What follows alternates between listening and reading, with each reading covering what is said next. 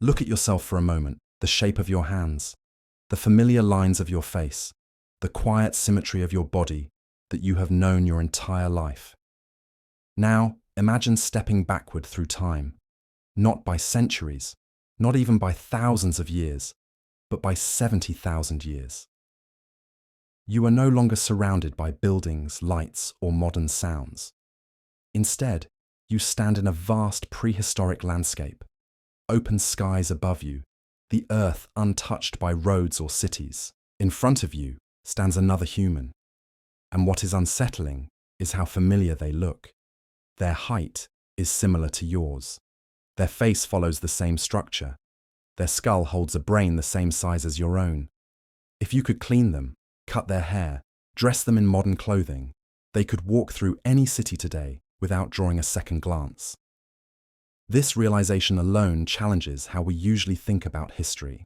We tend to imagine the past as populated by creatures who were fundamentally different from us, more primitive, less complete. But the truth is far stranger. Go back 100,000 years, or even 200,000 years to the emergence of anatomically modern humans, and the picture barely changes. Minor differences appear, subtle shifts in robustness or facial features, but the core design is already there. The same body, the same biology, the same potential. For 200,000 years, human anatomy has remained almost unchanged. This is deeply unusual in evolutionary terms. For most species, especially those facing constant environmental pressure, bodies change steadily over time. Yet while humans have built agriculture, cities, empires, science, and technology, our bodies seem to have stood still. Something interrupted the normal rhythm of evolution. To understand why, we need to step into one of the most dangerous moments our species ever faced. 74,000 years ago, humanity was not dominant. We were not exceptional. We were scattered across parts of Africa, living in small groups, competing with other human species like Neanderthals and Denisovans, struggling to survive in a harsh and unpredictable world. Then, without warning, the planet itself turned against us. In what is now Indonesia, a massive supervolcano known as Toba erupted with a force almost impossible to comprehend. This was not a typical volcanic eruption. It was the largest known eruption in the last 2 million years. Thousands of cubic kilometers of ash and rock were hurled into the sky, spreading across continents. Within weeks, a thick veil of ash circled the Earth, blocking sunlight and triggering a dramatic global cooling. Temperatures dropped, rainfall patterns collapsed, vegetation died, animals disappeared. The world entered what scientists call a volcanic winter. For early humans, this was nothing short of apocalyptic. Food sources vanished. Familiar landscapes became hostile. Survival was no longer about skill or strength, but about sheer luck and cooperation. Genetic evidence tells us that the human population crashed to astonishingly low numbers. Perhaps only a few thousand individuals remained alive on the entire planet, clustered in small refuge zones where conditions were barely survivable. This event, known as a population bottleneck, nearly erased our species before it had truly begun. Every human alive today carries the genetic fingerprint of that catastrophe. We are all descendants of those few survivors, and here is where the story takes an unexpected turn. Normally, such a severe bottleneck should have accelerated evolution. With so few individuals under intense pressure, natural selection should have reshaped humanity rapidly. But instead, something unprecedented happened. Human biological evolution slowed dramatically, while something else quietly took its place. Culture began to matter more than biology. Knowledge became more important than physical adaptation. Cooperation became more powerful than mutation. As the world slowly recovered, humans did not evolve thicker fur or stronger bodies. They learned to make better tools. They shared information. They adapted through ideas rather than anatomy. This moment, born out of catastrophe, set humanity on a completely new path. And from this point forward, the story of human evolution would never be the same. In the long silence after the eruption, as ash settled and skies slowly brightened, the few human groups that survived found themselves living in a world that no longer followed familiar rules. The landscapes their ancestors had known were altered beyond recognition. Forests had thinned or vanished. Herds no longer followed predictable paths. Rivers carried ash and sediment instead of clean water. For thousands of generations before this moment, human survival had depended on intimate knowledge of local environments, seasonal cycles, and animal behavior. That knowledge was suddenly unreliable. The world had changed too quickly. In this unstable reality, the old evolutionary strategy of slow biological adaptation was no longer enough. Waiting for natural selection to shape stronger bodies or different physiologies would take far too long. The crisis demanded immediate solutions, and so humans turned inward, toward their minds and toward each other. Survival now depended less on individual physical traits and more on shared behavior, groups that communicated effectively, that cooperated closely, that remembered and transmitted successful strategies were the ones that endured. Over time, these advantages compounded. Small innovations, a new way to shape stone, a better method for preserving food, a more efficient hunting strategy, could mean the difference between life and extinction. And unlike genetic mutations, these innovations did not need generations to spread. They could be learned, copied, and passed on almost instantly. This marked a subtle but profound shift. For the first time in the history of life, a species was beginning to adapt primarily through information rather than biology. Archaeological evidence reflects this change with surprising clarity.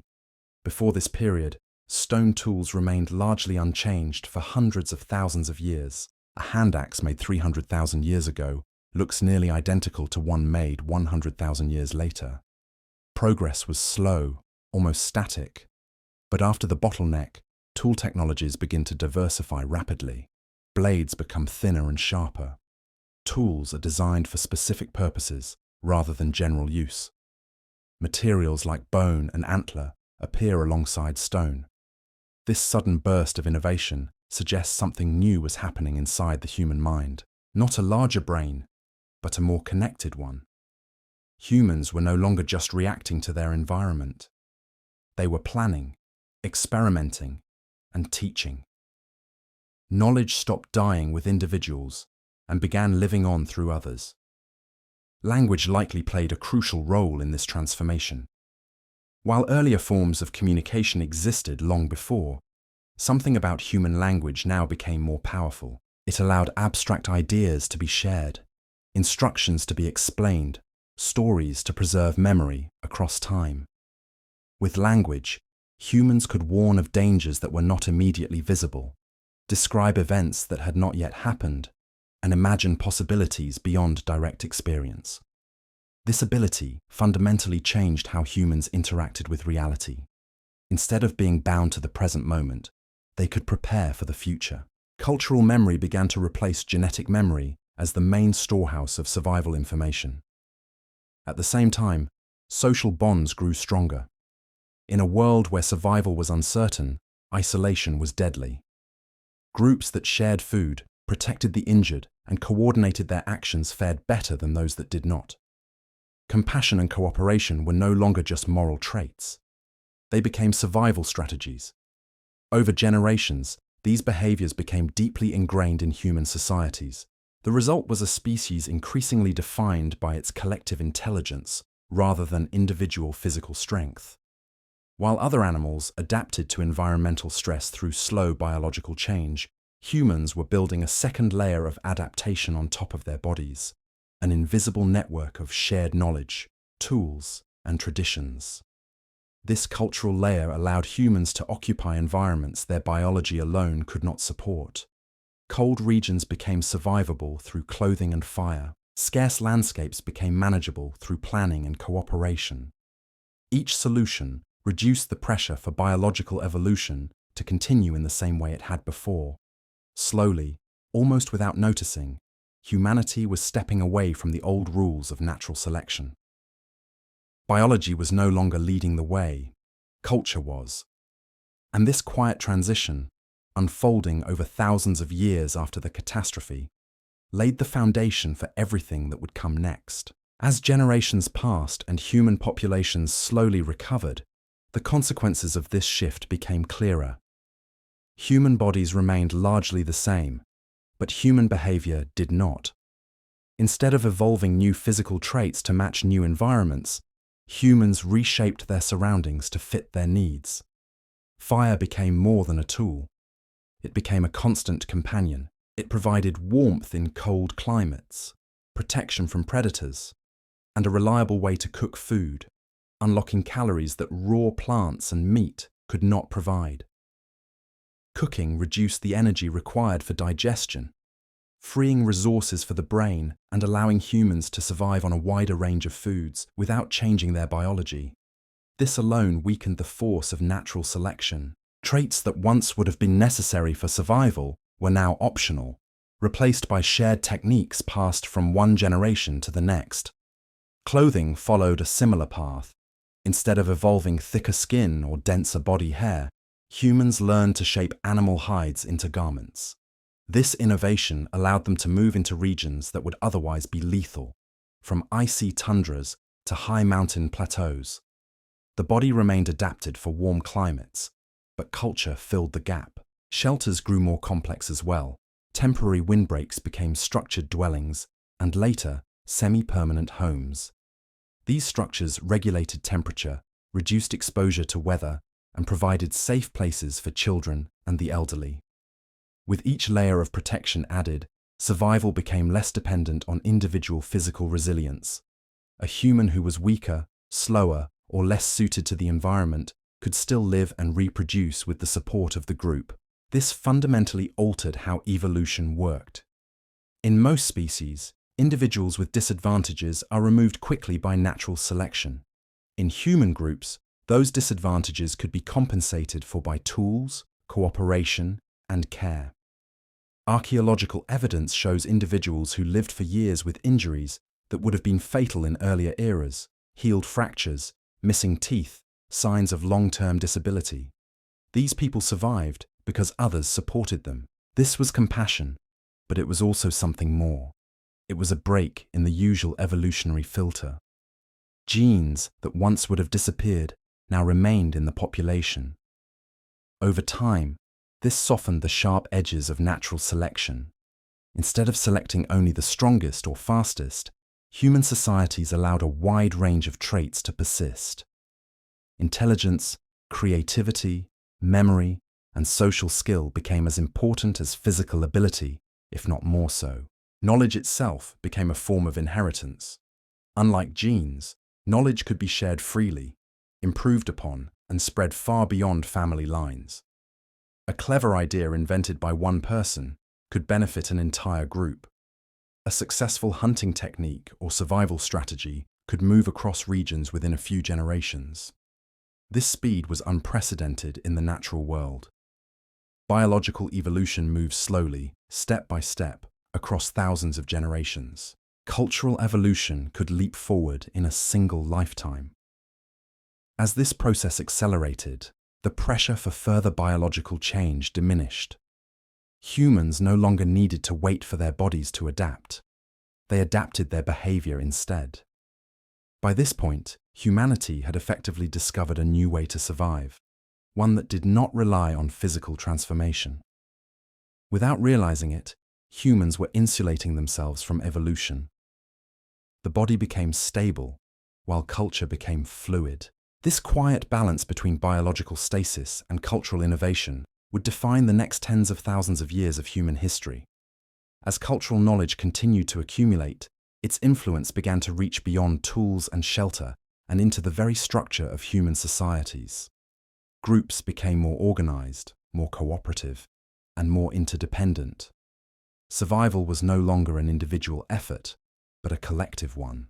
Roles emerged within communities: hunters, toolmakers, gatherers, caregivers, and storytellers. Each person did not need to excel at everything. Instead, they relied on the shared strengths of the group. This specialization reduced the importance of any single physical trait. A person who lacked speed or strength could still contribute through skill, memory, or craftsmanship.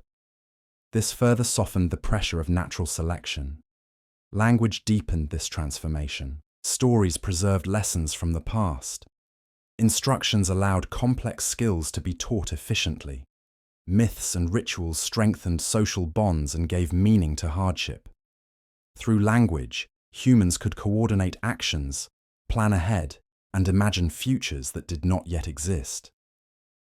These abilities made human groups remarkably resilient. When environments changed, people adapted through planning and cooperation rather than physical evolution. At the same time, symbolic thinking began to flourish. Objects were no longer just tools. They carried meaning. Ornaments, pigments, and carvings appear in the archaeological record, suggesting identity, memory, and shared belief. These symbols reinforced group cohesion, encouraging cooperation and trust among individuals who were not closely related. This allowed human communities to grow larger and more complex than ever before. Larger groups meant greater pools of knowledge and innovation, which in turn reduced dependence on biological adaptation. The more culture humans created, the less evolution needed to change their bodies. Over generations, this feedback loop strengthened. Cultural success made biological change less relevant, and biological stability allowed culture to build without interruption. Humans became increasingly buffered from environmental extremes. Food storage reduced famine. Shared care reduced mortality. Collective defense reduced predation. Each success removed another selective pressure. By this point, evolution had not stopped, but it had lost its leading role. Human anatomy remained stable, while human societies grew ever more complex. The species was no longer shaped primarily by climate, predators, or scarcity, but by ideas, traditions, and shared knowledge. This marked a turning point in the human story. From here on, the forces that would define humanity were not written in bones or genes, but in memory, language, and culture. As human societies grew more stable, another quiet but powerful shift took place. Humans began to actively protect one another from the harsh forces that had shaped evolution for millions of years. Injury no longer meant death by default. Illness no longer guaranteed exclusion. Archaeological evidence shows individuals who survived severe fractures, chronic disease, missing teeth, and disabilities that would have been fatal in earlier eras. These people lived for years, sometimes decades, supported by their communities. This care was not accidental, it was intentional, and it mattered. In evolutionary terms, this was revolutionary. Natural selection depends on differential survival. Traits that reduce survival or reproduction are normally removed from the gene pool. But when a society feeds, shelters, and protects its vulnerable members, that filtering process weakens. Genes that would once have disappeared are preserved. Over time, this relaxed selection changes how evolution works. It does not stop mutations from occurring, but it prevents natural selection from acting on them with the same intensity. This does not mean humans became weaker. It means survival stopped being determined solely by physical fitness. Intelligence, memory, cooperation, and social bonds mattered more than raw strength or speed. A person who could not hunt could still teach. Someone who could not travel could still craft tools, process food, or care for children. Value became social, not biological. As a result, human populations became genetically stable but culturally dynamic. Physical traits no longer determined success as strongly as before. Culture absorbed the burden of adaptation. When climate shifted, humans did not evolve new bodies. They changed behaviors. When prey animals vanished, humans invented new tools. When danger increased, they formed alliances and shared warnings. Each cultural solution reduced the need for biological change. This stability can be seen clearly in the fossil record. Human skeletons from 50,000 years ago are almost indistinguishable from modern ones. The same body plan, the same brain size, the same hands capable of fine motor control. While tools, art, and social systems changed dramatically, The human form remained constant. Evolution had entered a holding pattern. This moment marks the rise of what can be called cultural dominance. Humans became a species shaped more by ideas than by genes. The environment no longer dictated survival directly. Culture mediated the relationship between humans and the world. And once that mediation became strong enough, biological evolution slowed to a crawl. By this stage, humanity had crossed a threshold no other species ever has. We had not escaped evolution entirely, but we had redirected it. The pressures that once sculpted our bodies were now filtered through culture, compassion, and cooperation. The result was a species that could remain physically unchanged while transforming the planet around it. While human biology entered a long period of stability, culture accelerated at an unprecedented pace. This imbalance between a frozen body and an expanding mind is one of the most important turning points in the history of life on Earth. From this moment onward, the story of humanity is no longer written primarily in bones and genes, but in tools, symbols, and shared ideas. Archaeologists can see this shift clearly in the material record. After 70,000 years ago, technological change becomes rapid and continuous. Stone tools evolve from simple flakes into finely crafted blades, composite weapons, and specialized instruments designed for fishing, sewing, woodworking, and hunting different animals. These innovations appear too fast to be genetic. They spread across regions in a matter of centuries, sometimes decades. That speed is only possible through teaching and imitation. The key difference is cumulative knowledge. Earlier human species could learn, but their knowledge rarely stacked. Each generation largely rediscovered what the previous one knew. After the cognitive revolution, knowledge began to compound. One generation improved a technique, the next refined it further, and the next built something entirely new on top of it. Culture became a ratchet that only turned forward. Language made this possible. Fully developed symbolic language allowed humans to describe abstract ideas, plan for the future, and transmit information without direct demonstration. A hunter no longer needed to show every step of a technique. They could explain it. A mistake could be prevented before it happened. A strategy could be discussed, debated, and optimized collectively. This transformed learning from individual trial and error into shared intelligence. As cultural evolution sped up, biological evolution could not keep pace. Natural selection works across generations. Cultural innovation works within a single lifetime. Any genetic advantage was instantly overshadowed by a better idea, a better tool, or a better social structure. A stronger body mattered less than a smarter plan. A faster runner mattered less than a coordinated group. This created a feedback loop. More culture reduced selection pressure. Reduced selection pressure preserved genetic diversity. Preserved diversity produced more varied minds. More varied minds generated more ideas. Humanity became self-reinforcing, not biologically, but intellectually. At the same time, humans began reshaping entire ecosystems. Fire was used deliberately to clear land, manage animal populations, and encourage the growth of useful plants. Landscapes were no longer purely natural. They became human-managed environments. This further weakened evolutionary pressures.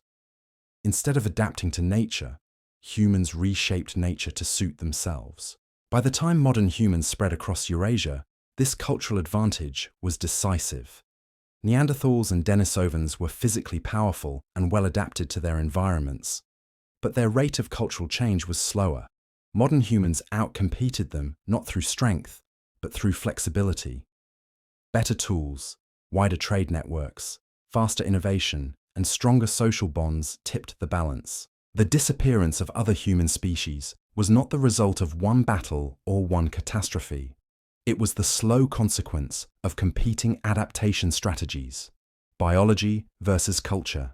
Culture won. From this point onward, humanity existed in a new evolutionary state. Our bodies became stable platforms. Our minds became engines of change. Evolution did not end, but it changed form. The arena shifted from genes to ideas, from anatomy to information. And once that shift happened, there was no going back. As culture replaced biology as the primary driver of survival, a quiet but profound consequence emerged. Natural selection, the force that had sculpted human bodies and brains for millions of years, began to weaken. Not because it stopped existing, but because humans systematically removed the pressures that once made it ruthless. In the deep past, survival was unforgiving. A broken leg could mean death. Poor eyesight could mean starvation. Weak immunity could end a bloodline in a single winter. Natural selection was constant, brutal, and efficient. Only those best adapted to their environment lived long enough to pass on their genes. This pressure shaped everything, from brain size to bone density to metabolism. After the cognitive revolution, that pressure began to dissolve. Humans learned to care for one another in ways no other species could sustain. Archaeological evidence shows individuals who survived for years with severe injuries, missing limbs, degenerative diseases, and congenital conditions that would have been fatal in earlier eras. These people did not merely survive. They lived long enough to reproduce. Their genes remained in the population. This marked the beginning of relaxed selection. When a society protects its weakest members, natural selection loses its sharp edge. Traits that would once have been eliminated are preserved. Genetic variation accumulates instead of being filtered out. Evolution slows, not because mutations stop occurring, but because fewer mutations affect survival and reproduction. The rise of agriculture accelerated this process. Farming stabilized food supplies and reduced the risk of starvation. Even in bad years, stored grain could keep people alive. Survival no longer depended entirely on strength, speed, or exceptional physical ability. Individuals who might not survive as hunter-gatherers could thrive as farmers, artisans, or caretakers. Permanent settlements added another layer of protection. Shelters reduced exposure to the elements. Fire, clothing, and later architecture eliminated many climate-related selection pressures. Cold, heat, and rain stopped being evolutionary threats. Culture absorbed the danger. Disease, once one of the strongest evolutionary forces, also began to lose its power. Early sanitation, herbal medicine, and social care reduced mortality. Later, organized medical knowledge, even in its primitive forms, preserved lives that would have been lost in earlier eras. Infant mortality slowly declined. More children survived. More genetic diversity passed into the next generation. Over thousands of years, this process transformed the human gene pool, not by improving it in a traditional evolutionary sense, but by stabilizing it. Humans stopped becoming more specialized, more physically optimized for specific environments. Instead, we became generalists supported by culture. Our survival no longer depended on being the strongest or fastest, but on belonging to a group that shared knowledge and resources. This is why human populations today show remarkable physical similarity across the planet. Despite living in radically different environments, from deserts to tundra, our basic anatomy remains the same. Local adaptations exist, but they are minor adjustments layered onto a stable foundation established long ago. Natural selection still operates at the margins. It shapes traits where culture cannot fully compensate, such as disease resistance or oxygen processing at extreme altitudes. But these changes are narrow and specific. They do not alter the core architecture of the human body or mind. By protecting one another, humans unknowingly insulated themselves from evolution. Compassion became an evolutionary force, not by shaping bodies, but by suspending the process that once shaped them. In doing so, humanity entered a new phase of existence, a species no longer forged primarily by nature, but by its own choices. By the time human societies reached full cultural dominance, something unprecedented had happened in the history of life on Earth. A species had emerged that no longer needed to wait for evolution to solve its problems. Instead of adapting its body to the environment, it adapted the environment to its body. This shift did not happen overnight, but once it reached a critical mass, it became irreversible. Humans were no longer passengers of evolution. They were drivers. Fire, Clothing, shelter, tools, language, and shared knowledge formed a buffer between biology and reality. Every layer of culture reduced the need for genetic change. Cold no longer selected for thicker fur.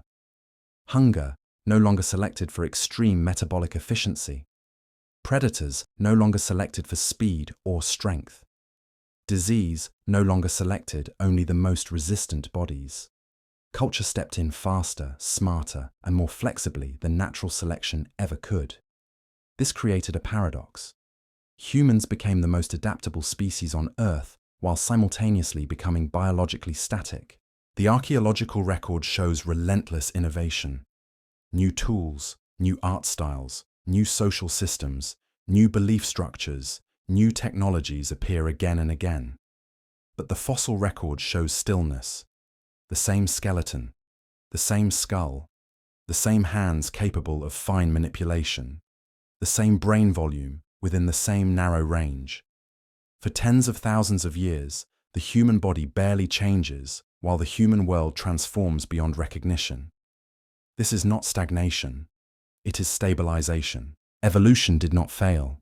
It succeeded so completely that it rendered itself unnecessary. The human body reached a configuration flexible enough to survive almost anywhere with the help of culture.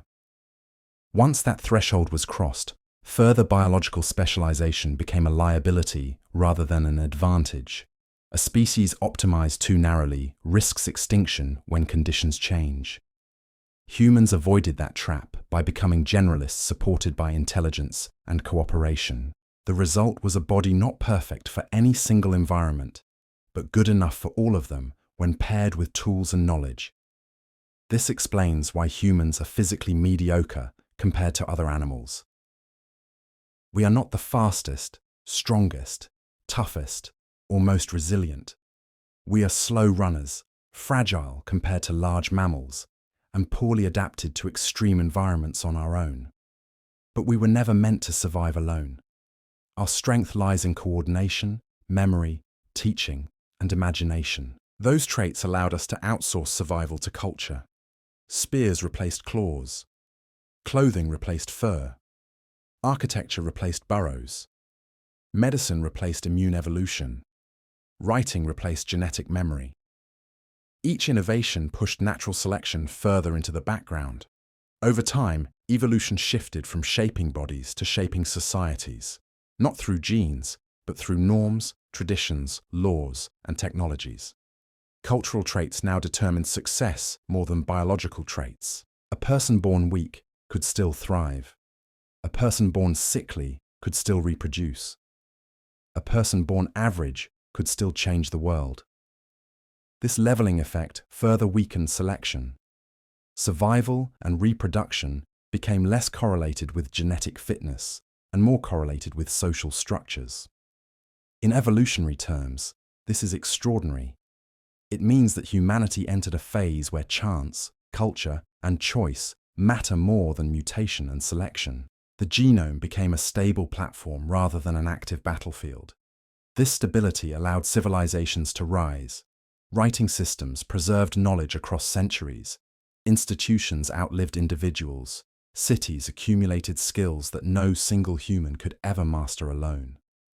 Humanity became a collective organism, distributed across millions of minds, each individual relying on the shared intelligence of the whole. In this system, evolution no longer needed to optimize individuals. It optimized networks. The success of a human no longer depended on their genes alone, but on the culture they were born into.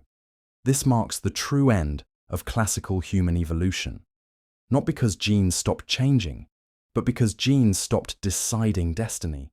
And once destiny moved from biology into culture, the story of humanity changed forever. Once human evolution shifted away from biology and into culture, a new problem slowly emerged, one our ancestors could never have anticipated. Our bodies and brains stopped changing, but the world we built around them began to change faster and faster. This created a growing gap between what we are and how we live. Scientists call this evolutionary mismatch, and it explains much of the tension, anxiety, and dysfunction of modern life. Human biology was shaped in a world of scarcity, danger, and uncertainty.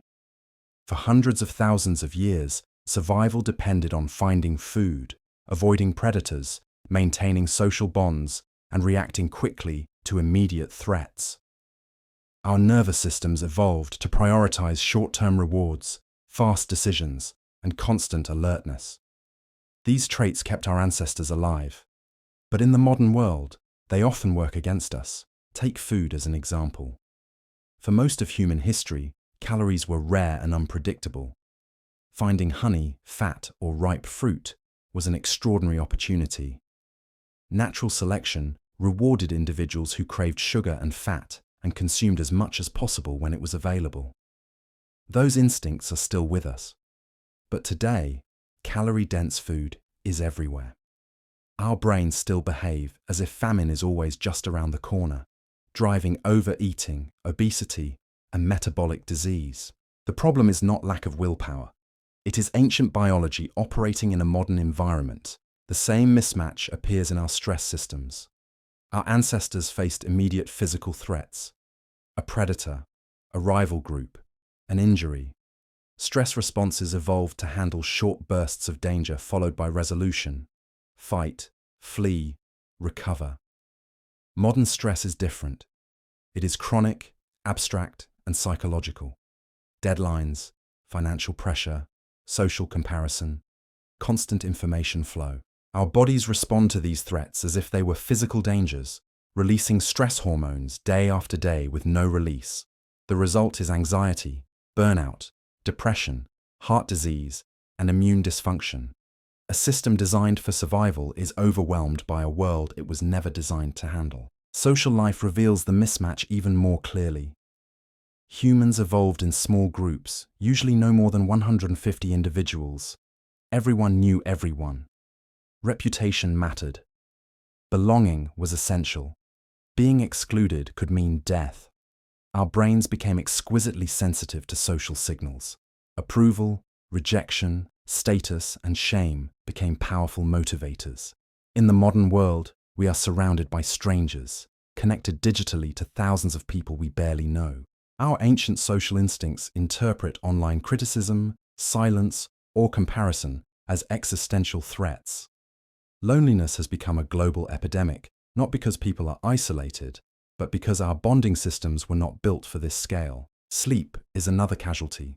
For most of human history, sleep followed the sun. Darkness meant rest. Light meant activity. Firelight was dim and limited. Today, artificial lighting and screens disrupt our circadian rhythms. Blue light suppresses melatonin. Irregular schedules confuse our internal clocks. We stay awake long after our biology expects rest and wake to alarms that ignore natural cycles. Insomnia, fatigue, and sleep disorders are the predictable result of ancient rhythms colliding with modern habits. Even our thinking is mismatched. Humans are poor at understanding long-term risk and abstract statistics. We fear rare dramatic events and ignore common slow ones. This made sense in the past, where sudden dangers were the primary threat. Today, the greatest risks we face, climate change, chronic disease, environmental collapse, unfold gradually and invisibly. Our instincts struggle to respond appropriately. We evolved to react, not to anticipate centuries. This mismatch does not mean humans are flawed. It means we are ancient. Our biology is the product of a world that no longer exists. And because evolution slowed so dramatically after the cognitive revolution, we have not biologically adapted to the environments we created. We are still Ice Age humans living in a technological age. Understanding this changes everything. It reframes personal struggle as evolutionary friction rather than personal failure.